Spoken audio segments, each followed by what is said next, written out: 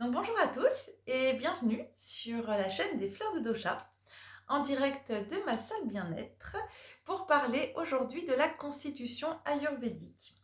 C'est vrai que dès qu'on s'intéresse à l'Ayurveda, eh bien souvent on a envie de comprendre et de connaître ce que l'on appelle notre prakriti, c'est-à-dire notre constitution ayurvédique. Alors, à quoi ça sert de connaître sa prakriti? Eh bien, ça va nous permettre de mettre en lumière ce qui est bon pour nous pour maintenir notre corps en santé. Il faut savoir que Prakriti, ça veut dire en fait état de santé dynamique. C'est-à-dire que l'on a cet état de santé-là à la naissance, voire même ça se crée avant la naissance, et on a la possibilité de le maintenir tout au long de notre vie. Si on fait le bon rituel, les bonnes habitudes, les bonnes choses pour nous faire du bien. Donc c'est pour ça que pour savoir ce qui est bon pour nous, ce qui est moins bon, eh bien c'est important de comprendre notre constitution ayurvédique. Alors comment on définit notre constitution? Eh bien en regardant quels sont les doshas ou voir quel est le dosha qui nous domine. Puisqu'on peut avoir un ou deux doshas qui seront davantage représentés et qui vont davantage gouverner notre corps, notre métabolisme, notre physiologie, notre anatomie. Donc, tout d'abord, eh bien, regardons qu'est-ce qu'un dosha. Un dosha, on va dire que c'est une énergie, une humeur, une force dynamique qui est à l'intérieur de nous. Il y a 3 doshas. On a tout d'abord le dosha Vata, qui est représenté par l'air et l'espace. Imaginez le vent. Hein. Le vent qui va apporter à la fois du mouvement dans notre corps. Donc c'est vraiment le dosha responsable du mouvement. Ensuite, on a Pitta, le feu et l'eau. Donc là, ça va être un jeu d'équilibre pour à la fois brûler, transformer de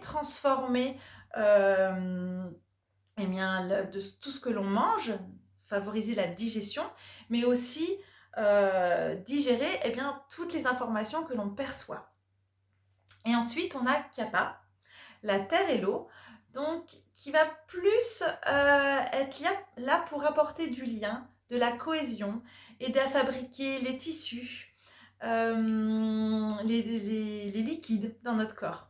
Donc on a forcément les 3 doshas à l'intérieur de nous. Ça, c'est tout le monde, c'est pareil. Ils vont agir, interagir entre eux dans le but de maintenir notre corps en santé. Par contre, là où nous sommes tous uniques, c'est que nous allons avoir tous une constitution qui nous est propre, avec un ou 2 doshas qui va nous dominer. Alors, en constitution, on peut voir différents types. Tout d'abord, nous avons les constitutions pures, où on est dominé essentiellement par un dosha. Donc, par exemple, on a Vata, Pitta ou Kapha. Ensuite, nous avons les constitutions doubles, où là, on va être dominé par 2 doshas. Donc, par exemple, Vata Pitta, Pitta Kapha ou Vata Kapha. Et ensuite, nous avons la dernière constitution où les 3 doshas sont à l'équilibre. Vata, Pitta et Kapha. C'est plus rare, mais ça arrive. Alors, là, ce qu'il faut, j'ai envie de dire, comprendre lorsque l'on fait les tests en Ayurveda pour définir sa prakriti, c'est que, avec le temps ou en fonction des événements que l'on est en train de vivre, en fonction de la saison, notre prakriti peut être influencée et peut être déséquilibrée. Donc, ce n'est plus forcément un état de santé en équilibre que nous avons, mais on peut tendre vers un état de déséquilibre que l'on va appeler en sanskrit la vikriti. Et lorsque l'on fait des tests, il faut savoir qu'est-ce qui parle. Est-ce que c'est le prakriti ou est-ce que c'est vikriti qui parle? Donc pour ça, l'astuce, j'ai envie de dire, à faire, c'est tout d'abord regarder, quand vous répondez à une question, c'est de savoir est-ce que j'ai tout le temps été comme ça a été vraiment habituel pour moi, par exemple, d'avoir un super sommeil. Et là, en ce moment, momentanément, j'ai un sommeil qui est difficile. Donc c'est de regarder en fait qu'est-ce qui est de l'ordre de l'habitude, qui vous suit vraiment depuis le début de votre vie, et qu'est-ce qui est de l'ordre de l'inhabituel. Comme ça, vous allez pouvoir faire la différence entre qu'est-ce qui est de l'ordre du prakriti et de l'ordre du vikriti. Ce qui peut être aussi intéressant pour se rapprocher donc de bien connaître notre constitution, c'est de regarder tous nos traits physiques. Par exemple, eh bien, notre visage, nos yeux, notre nez, notre bouche, nos mains, notre langue. Ça a tendance quand même à moins évoluer dans le temps. Donc ça sera plus davantage votre prakriti qui va parler.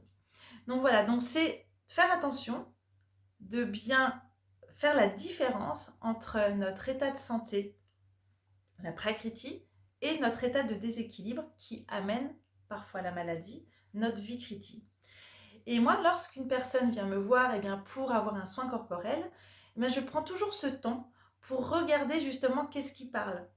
Et on va s'intéresser en Ayurveda tout d'abord de regarder le vikriti pour pouvoir agir dessus et dans le but de retrouver sa véritable nature, donc de remettre le corps en santé. Donc ça, c'est vraiment on va dire, le but premier de l'Ayurveda, c'est de maintenir notre corps en santé, mais aussi de le rétablir. Et donc, voilà pourquoi c'est important de bien savoir définir sa prakriti. Donc voilà, donc faites attention au niveau des tests, faites bien du coup 2 cases, avec une tendance actuelle, une autre tendance générale, habituelle, et du coup faites bien la différence entre les deux. Donc n'hésitez pas si vous avez des questions, des interrogations, de m'en parler. Je suis là aussi pour vous aider, pour vous guider à bien connaître votre prakriti.